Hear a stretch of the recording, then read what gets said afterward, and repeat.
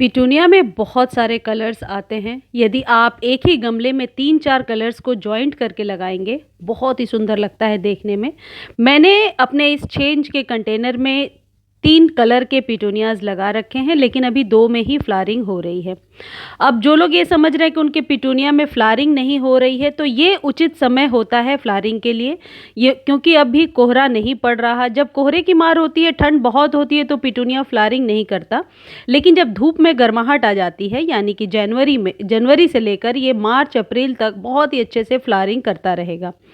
Petunia को कुछ चीज़ों को यदि हम ध्यान रखते हैं, तो पिटूनिया में बहुत ही अच्छी फ्लावरिंग होती है। पहली चीज़ तो ये है कि जितने फूलों वाले पौधे होते हैं, उनकी मिट्टी कभी भी बहुत गीली नहीं होनी चाहिए और बहुत ड्राई नहीं होनी चाहिए।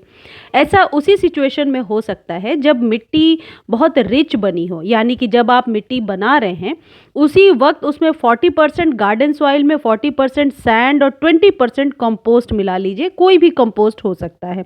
इससे क्या होता है, मिट्टी में नमी बनी रहती है। अब मिट्टी को सौगी नहीं बनाना, ये तो आप सबको पता है, लेकिन मिट्टी ज़्यादा ड्राई होगी तो फ्लावरिंग नहीं होगा। तो मिट्टी को मॉइस्ट बनाने के लिए मिट्टी को रिच बना करके रखना ज़रूरी है।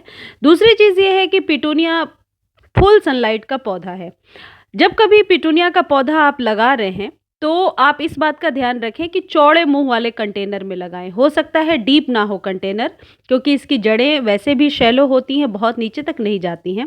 तो यदि कंटेनर शैलो है लेकिन चौड़े मुंह वाला है, तभी पिटूनिया अच्छे से ग्रो करेगा, क्योंकि इसकी पत्तियां नीचे तक होती हैं।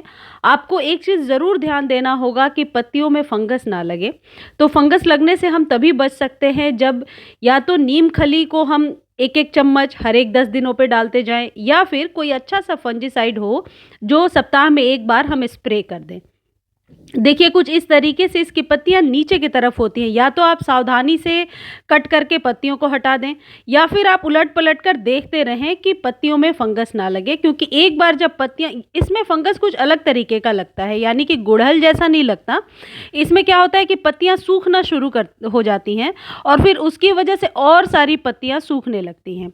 दूसरी और सबसे इम्पॉर्टेंट चीज़ ये है कि जो फूल खिल चुके हैं उन्हें आप ज़रूर से हटा दें।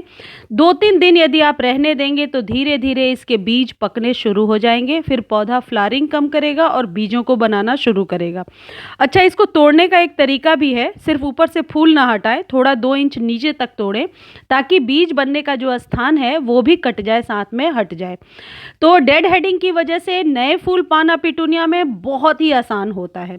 अब आपने सॉइल यदि रिच बना लिया है, यानी कि कंपोस्ट अच्छे से मिला लिया है, तो सिर्फ अब आपको पोटेशियम युक्त खाद देना है, जिसमें पोटेशियम और फास्फोरस की अच्छी मात्रा हो। जो बनाना पील्स होते हैं उनमें पोटेशियम की बहुत अच्छी मात्रा होती है, जो फ्लावरिंग वाले प्लांट्स के लिए मैं कई बार बता चुकी हूँ, बिल्कुल वरदान की तरह काम करता है। देखिए, ये 3-4 घंटे पहले ही मैंने भिगोया है। इसमें 2 बनाना के छिलके हैं। इस पानी को, क्योंकि ये फ्रेश है, मैं इसमें और वाटर नहीं मिला रही हूँ। लेकिन यदि ये 24 घंटे तक रखा होता तो मुझे इसमें नॉर्मल वाटर मिलाना पड़ता, अदरवाइज फंगस क्रिएट होने के चांसेस रहते हैं। अब जैसे ये पानी का कलर देखिए, ये 24 घंटे पुराना है, तो फिर ये कुछ अलग कलर में है। अब इसको मैं डायरेक्टली नहीं डाल सकती, क्योंकि क्या होता है कि जब हम किसी भी चीज़ को फर्मेंटेशन के लिए रख देते हैं, यानी कि 5-6 घंटे से ऊपर पानी में वह चीज़ पड़ी होती है, तो उसका अर्क तो पानी में मिलता ही है, साथ ही साथ एक प्रकार का गैस इसमें बनता है, जिस वजह से यदि डायरेक्टली हम अपने पौधों पर यूज़ करें तो कई बार जड़ों को नुकसान पहुंचता है, पत्तियां जलने के भी चांसेस होते हैं। तो ऐसे सिचुएशन में यदि पुराना हो गया है ये पानी, 3-4 दिनों का या 24 घंटे से ऊपर का हो गया है, तो आप इसमें नॉर्मल वाटर मिलाने के बाद ही अपने फ्लावरिंग प्लांट्स पर यूज़ करेंगे। ये जो बनाना पील्स हैं, ये फ्लावरिंग वाले प्लांट्स पर बहुत ही अच्छा वर्क करते हैं, क्योंकि इसमें जो पोटेशियम और फास्फोरस है, ये आपके फूलों को लेने में बहुत हद तक मदद करेगा।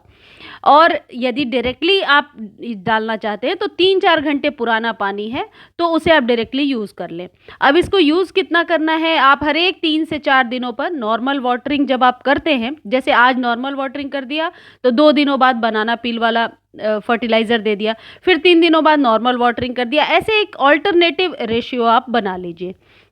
बनाना पील यदि आप नहीं देना चाहते हैं और आपके पास सीवीड फर्टिलाइज़र है, तो आप क्या कीजिए, सीवीड फर्टिलाइज़र आधा ढक्कन 1 लीटर पानी में मिलाइए और हर एक 10 डेज़ पर अपने सभी फूलों वाले पौधों को दे दीजिए।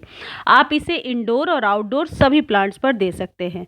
ये ऑर्गेनिक जो खाद है, ये आपको पता होगा, कई बार मैं बता चुकी हूँ कि समंदर के नीचे जो शैवाल होते हैं उनसे बनाया जाता है। इसका कोई साइड इफ़ेक्ट नहीं है, लेकिन पौधों की गुणवत्ता और मिट्टी की गुणवत्ता को बढ़ाने में ये मदद करता है।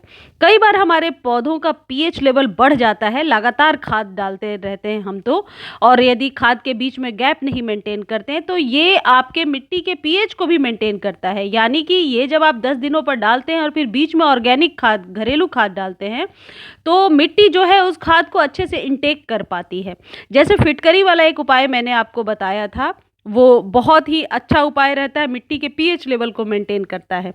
आप उसे भी देख सकते हो जाकर के, उस उपाय को भी आप पिटूनिया में कर सकते हैं। मैं लिंक आई बटन में दे दूँगी।